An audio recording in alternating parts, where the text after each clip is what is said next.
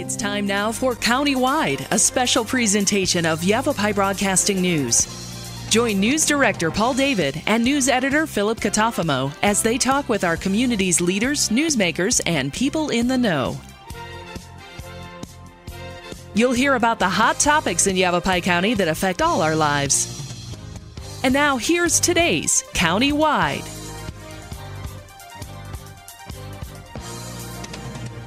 Welcome to Countywide. I'm Paul David. As always, it is great to have you along with us. We're sitting down with the Coconino National Forest Fire Management Specialist, Preston Mercer. Welcome to the studio. Thank you. CoconinoNationalForest.us. That's the website, CoconinoNationalForest.us. I talked to Preston last week, and before that I talked to Brady Smith from Coconino National Forest. And on a weekly basis, and we'll do ours right here on camera and over the radio this morning, just kind of a weekly update on conditions on the Coconino National Forest.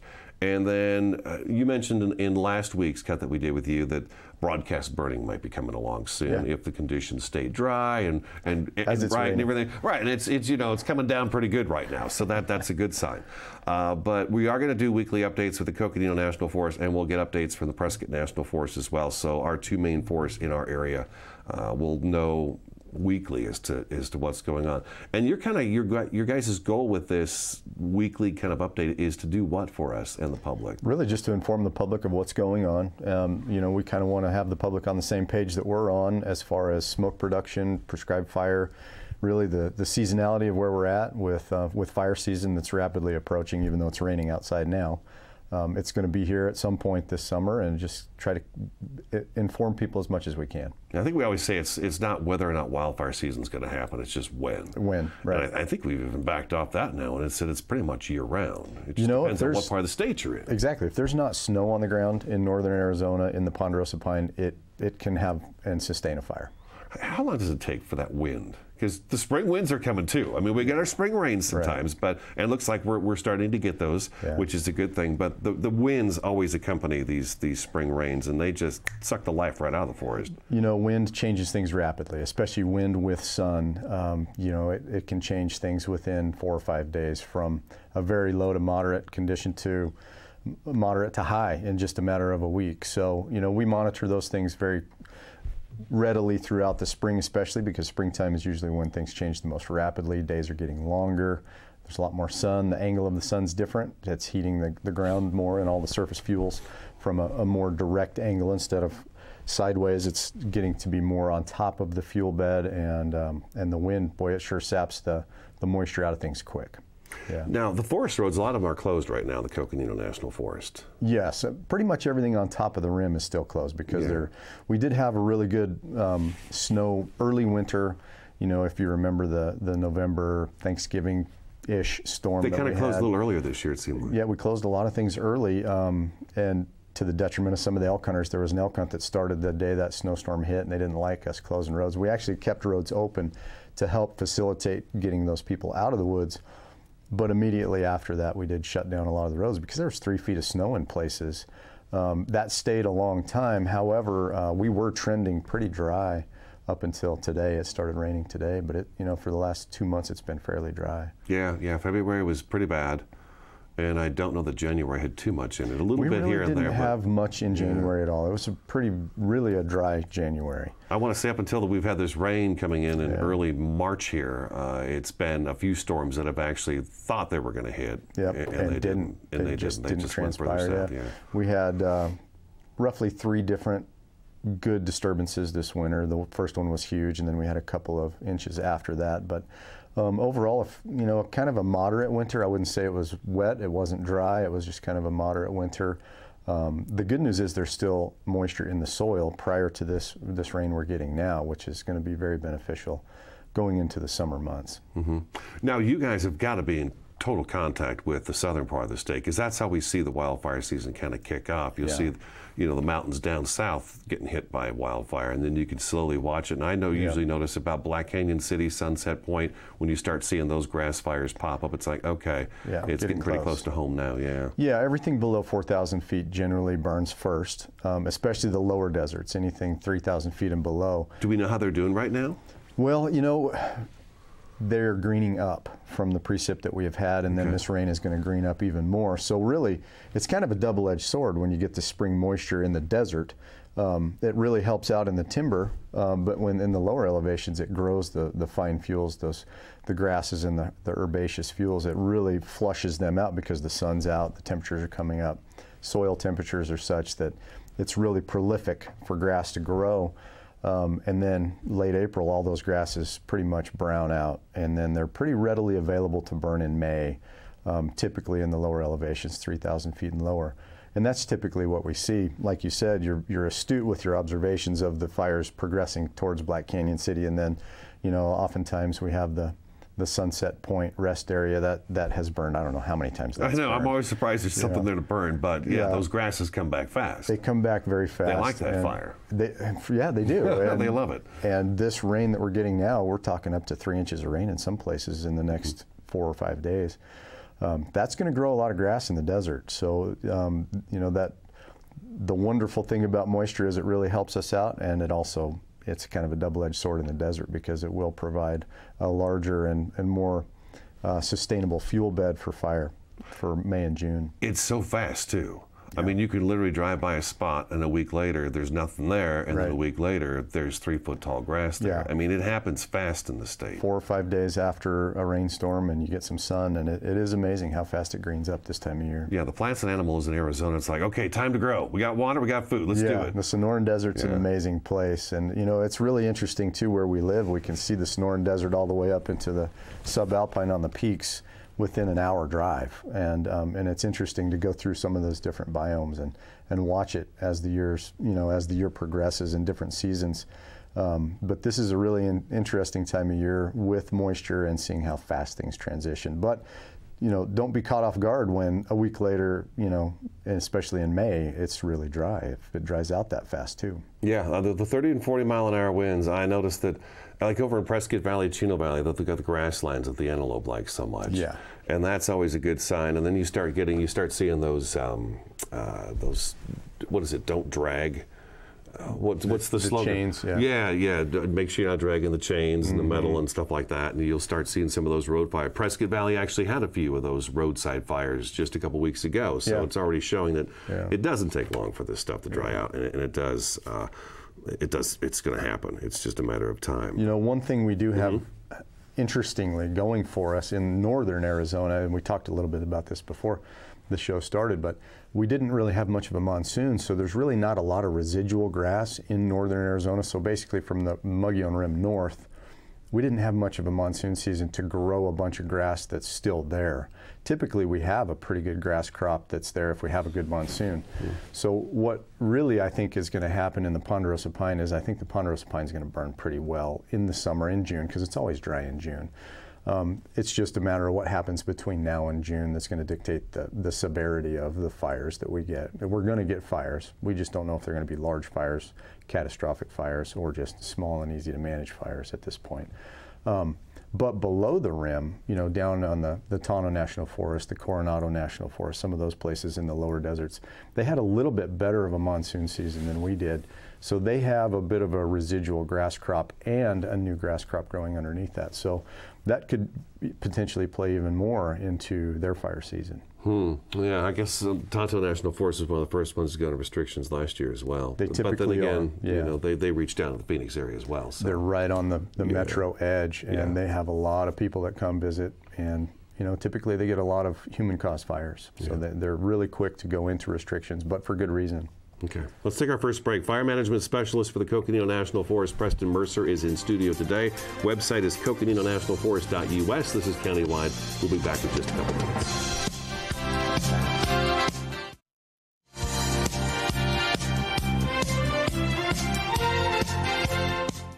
Regrow, repair, replace. Regenerative medicine is the process of creating living, functional tissues to repair or replace tissue or organ function lost due to age, disease, damage, or congenital defects.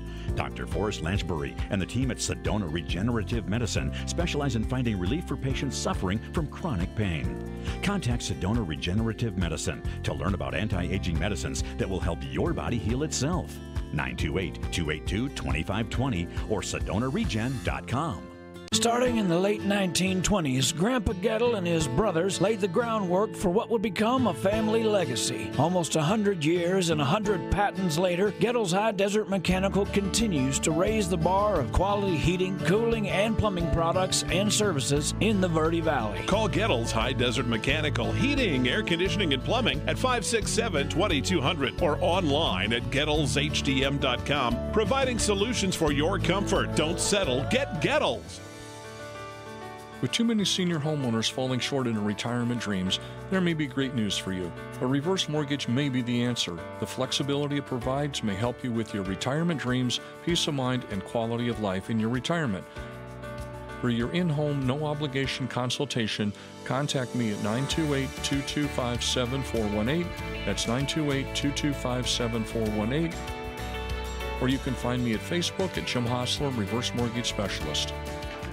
Hi, this is Lori and Melissa from Sedona Soul Spaces. We are the premier source for all your interior design, decorating, and staging needs. Every day people ask, why didn't I call you sooner? Let us use our passion, creativity, and experience to make your life easier. Don't make costly mistakes. Call us and we will help save you time and money. We offer full-service interior design, custom furnishings, complete home staging, turnkey vacation home packages. Sedona Soul Spaces, creating extraordinary spaces that delight your soul.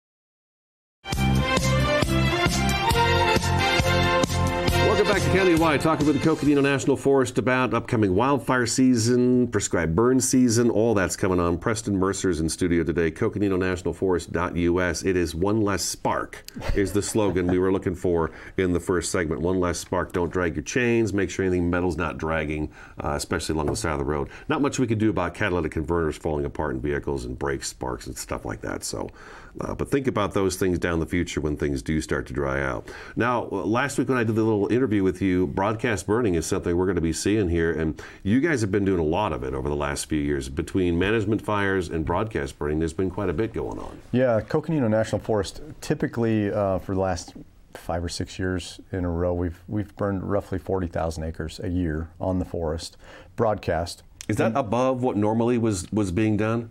Well, yeah, it is. So historically, it was around 20,000 acres. We've actually bumped that up to 40,000 acres, and that's all part of the restoration initiative that we're working through, including the Forest Restoration Initiative. That's all part of it. Okay. Really trying to restore the ponderosa pine ecosystem into more of a natural state that it used to have, 100 plus years ago when fire was able to play its natural role and thin the forest. So we do a lot of mechanical thinning, hand thinning, and broadcast burning. People probably want you to do all the mechanical thinning, and they probably want all the trees chopped down because they don't want the smoke. Yeah. But there's going to be. Well, there's people that want no mechanical thinning because they like the trees, and then there's lots of people that don't like the smoke. So yeah, you're right. Mechanical treatments are expensive and time-consuming. They're very effective when put in the right locations. We have, for instance, where you live, we have treated just south of where you live very well. It's a really good treatment, and I think it's going to be effective when it comes to wildland fire suppression. We've done that pretty much all the way around Flagstaff, especially the south and west sides of Flagstaff, which is predominant wind direction in the spring and during our heightened fire seasons. Typically we have a southwest wind flow, so we have strategically placed a lot of mechanical treatments on that side of town, trying to prevent wildfires from entering town, entering subdivisions, and burning homes down. Mm-hmm. That's really our intent, along with the restoration of trying to make the forest healthier as well. And we also have done a lot of prescribed burning on those sides of town too, which you've probably smelled some smoke over the years. Oh, sure, yeah. And it's part of, excuse me, living within a national forest surrounded by ponderosa pine. Fire is a very natural part of a ponderosa pine ecosystem, yet we try to use the fire on our terms under the right conditions so that we can get the results we really want, where we want them, and eliminate as much smoke as possible and not have that wildfire smoke, which is far worse and far more unhealthy. What are the right conditions? That's a good question. It depends on what we're trying to accomplish. There's different kinds of burns that we do. There are initial entry burns, which is basically the first treatment in an area that it hasn't been treated mechanically or with fire in the past. So that's an initial entry burn. There's also second and third, fourth entry treatments where we've gone in earlier with fire or mechanical treatments, and then we put fire on the ground. Typically in a initial entry burn, we want it a little bit on the lower end of the prescription because the fuels are heavy, and we're trying to eliminate the ground fuels without burning all the canopies of the trees. So the more moderate end of the prescription is typically what we use. We have a broad range of prescription values. So typically we're looking for fairly dry humidity in the air, somewhat warm air temperatures between 60 and 75, somewhere in there, maybe 80 degrees. Typically not 80 though, because we burn on the shoulder seasons, spring and fall, and a lot of times we just don't get to 80 degrees those times a year. But a lot of it is really dictated on the fuel moistures, the actual dead fuel moistures on the ground and the live fuel moistures of the vegetation that is in the area that we're burning. So we monitor all that very closely. We look at all of the fuel moistures throughout the year, and this rain we're getting now, we're going to be out of prescription for quite a while.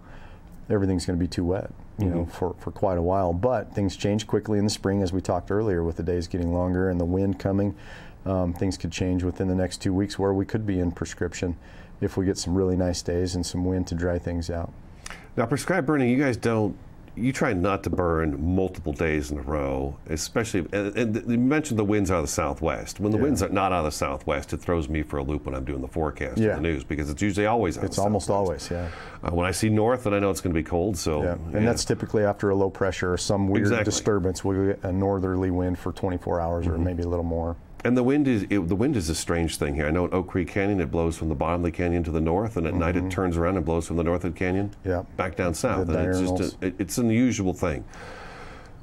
Is there any particular area, and that's one of the things you guys watch for, is this wind. You want the wind to pick the smoke up and take it out and get it out of here. That doesn't always happen. I mean, sometimes we have the lightning sparks, for instance, management fires. Right. Those cans are kind of tied where they hit. That's Mother Nature striking. But if it's an area you guys want to treat, you let it run its course. And we'll still we've been doing that a lot, it seems. We've been doing that a lot, and we'll still pick windows similar to a prescribed fire, where if we know we have a certain area that we need to get black lined and burn, we'll try to pick the best weather pattern to do that, to alleviate smoke in the communities and on the highways. We always try to do that, and that's one thing I really want the visitors and the citizens around northern Arizona to know, is we really try hard to alleviate smoke issues and impacts as much as possible.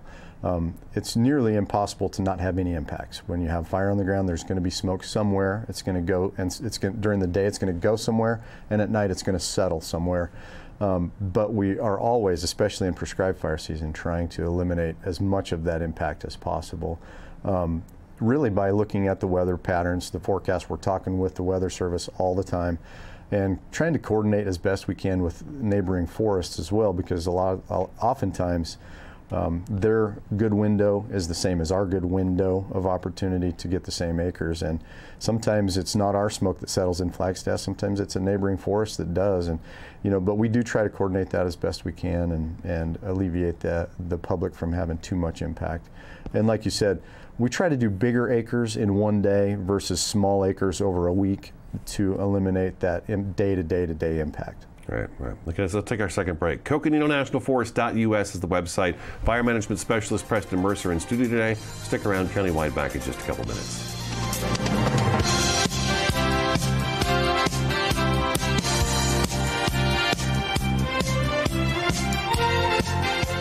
Starting in the late 1920s, Grandpa Gettle and his brothers laid the groundwork for what would become a family legacy. Almost 100 years and 100 patents later, Gettle's High Desert Mechanical continues to raise the bar of quality heating, cooling, and plumbing products and services in the Verde Valley. Call Gettle's High Desert Mechanical Heating, Air Conditioning, and Plumbing at 567-2200 or online at GettlesHDM.com, providing solutions for your comfort. Don't settle, get Gettles.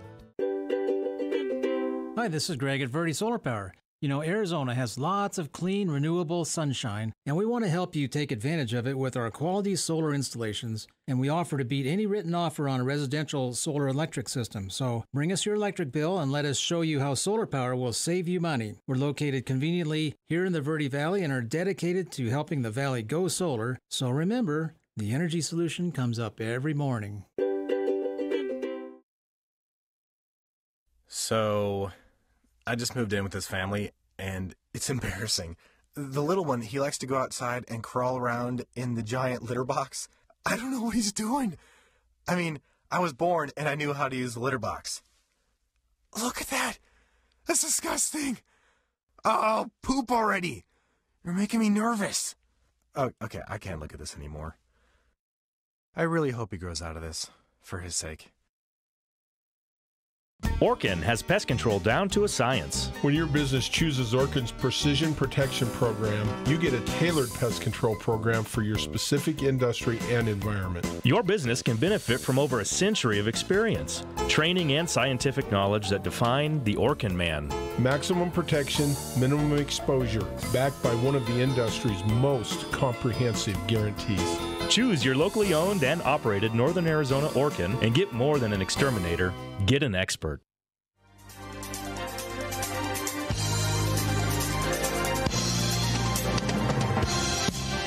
Welcome back to Countywide. We've got just a few minutes left of the program with Coconino National Forest Fire Management Specialist Preston Mercer. Our responsibility. I live right in the forest. I do too. You live right in the forest. Right on the edge, yeah. I think it's safe to say that just about all of us, yes, watching, listening, live with a forest nearby. We see those fires kick up, and all of a sudden it's like, wow, we had the museum fire in Flagstaff last year that was up in the hills. Prescott Valley's had a couple of fires where it gets into the neighborhoods just like that as well. So obviously we're in the forest. What can we do to kind of better protect ourselves and our property from a wildfire? That's a great question, and Flagstaff and the surrounding communities are all considered fire-wise communities. And really what that means is making some defensible space around your home. Clean up all the debris that's in your yard that could catch fire, especially right around your house. You know, the more space you have around your home and your sheds, the better off you're going to be. Don't have brush growing right next to your house that's going to catch fire and then catch your house on fire. Always clean your gutters and anything around your roof. Don't leave needles on top of your roof, because that is a perfect place for a firebrand to land, catch your house on fire, and then your house is now on fire. It's part of the fire environment. So really it's just clean up. You know, take that stuff to the dump, leave it there, and keep your yard in as good a shape as possible. Move wood piles as far away from your house as possible if you are a wood-burning stove kind of individual like I am. I like that kind of heat. But be smart about it and move it away from your home. Okay. All right. And then do we know when broadcast burning will begin? I mean, we just kind of have to wait for, like I said, this is a good thing. We're getting some rain right now, and it looks like we could have a couple weeks of it as well. Yeah, it looks like it's going to go all the way into next week. So it's all beneficial. So it's very good. It's good and timely moisture. It's very difficult to predict when it's going to be dry enough to burn. It's really hard. I've seen it so warm at this time of year already that we've got fire restrictions going into play. Yeah. So it's nice to see that that's not the case this year. Yeah, I'm happy that we're not talking about fire restrictions today, and we're talking about some rain. That's a good thing. And you know, hopefully that'll continue in through the spring, and we'll have a very, moderate fire season when June rolls around. Okay. All right, we've got a minute left. Campfires. I could just leave it. Right, and you guys will come along and put it out for me? That's what a lot of people think. But well, you're awful nice. You're awful nice there, Preston. We would prefer you put them out. Okay. Yeah, always put your campfires out and pick up your garbage. That would be nice too. Okay, make sure the campfire is cool to the touch. And then we were going to do Ready, Set, Go today, but we've got maybe a minute left of the program. So, not enough time. Yeah, but Ready, Set, Go, you said last year during the museum fire there was some confusion about that. So we'll try to do a little something more in depth on it. But ready meaning you should have everything you need always ready to go in case of any kind of an emergency that takes place. Right. Set means if somebody comes and knocks on your door and says, hey, Preston, it's time for you to... You're now in set. The next phase is go. Which means get in your car and go. Right, so then better off taking that stuff out of your house, put it in your car, and then be ready. And then as soon as somebody says go, you just jump in your car and you take off. And Ready, Set, Go. That's that's the 30-second version of Ready, Set, Go. Yeah. All right, Fire Management Specialist Preston Mercer, thank you so much. Thank you. Coconino National Forest.us is the website. Thank you for watching and listening, and we'll talk to you again next time. Awesome.